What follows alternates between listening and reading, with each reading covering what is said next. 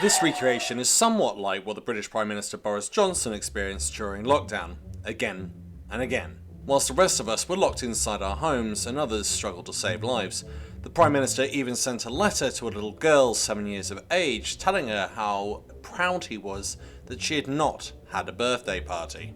If you'd like to know more about that letter and the birthday girl, I've left a link at the end of this description to my video, Boris and the Birthday Girl. And this is Jacob Rees Mogg, an MP for the Conservative Party with strong Christian convictions but no soul. In fact, there are times when he doesn't even resemble a member of the human race, and after what he said to Ma, I'm sure more than ever you're going to agree with me, he's not human. Let's just have a listen to what he has to say to Ma in relation to partygate and the Prime Minister getting fines, as well as making a really nasty comment about people worrying about this, being upset about partygate and it being fluff. Because you described what happened, the reaction to what happened as fluff. I buried my father on the week that one of those parties took place, and it was a party.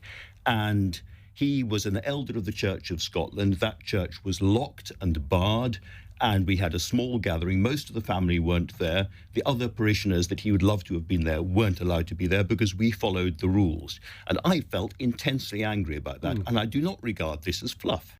Now, what you would expect is someone who's got a level of empathy, isn't narcissistic, and generally trying to follow Christian values is to be empathetic and say, I'm so sorry to hear that. I know others felt like that, but instead, get this. Well, I'd say two things. One is that I think closing the churches was, in retrospect, a great mistake. I do not think churches should be closed. We can agree about that, but do you regret the use of that word, fluff? The great saint whose body is in Westminster Cathedral, St John Southworth, ministered to plague victims in the 1650s. What is he talking about? He's talking about someone from the 1650s. He still hasn't said, I'm so sorry about your father. And the mission of the church, I think, was made harder by closing the churches.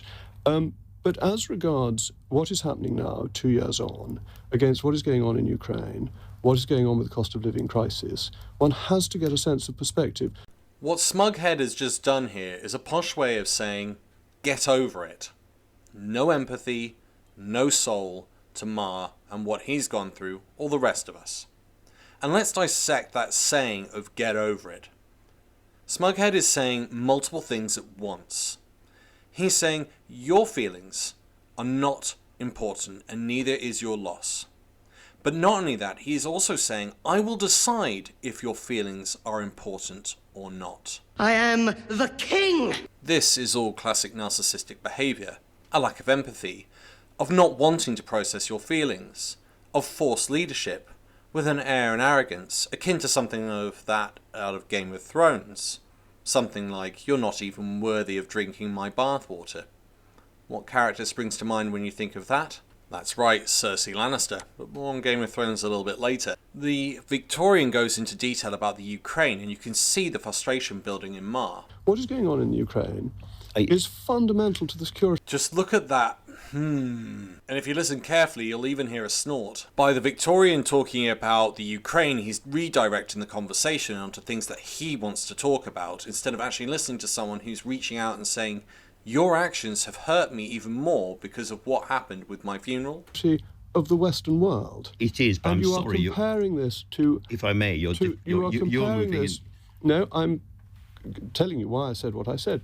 You are comparing this to a fine issued for something that happened 2 years ago, where the police have come to view, and they've come to view that the Prime Minister has accepted, but which he thought at the time was within the rules.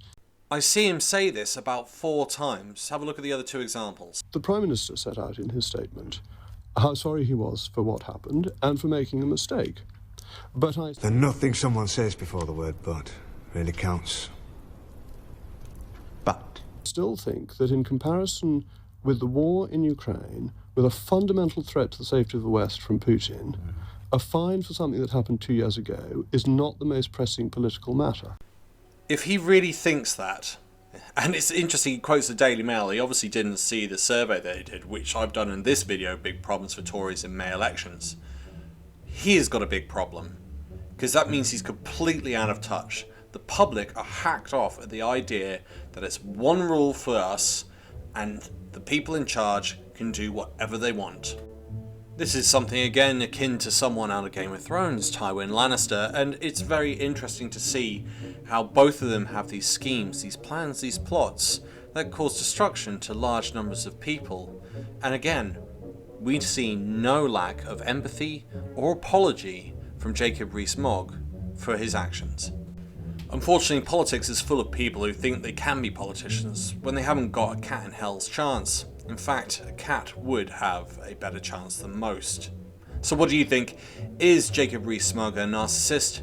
Put your thoughts in the comments section below, and if you like this video, please help the channel by hitting that like button. The more likes, the more the video spreads about on the YouTube, and more people get to realise and question whether or not Jacob Rees Mogg is a narcissist.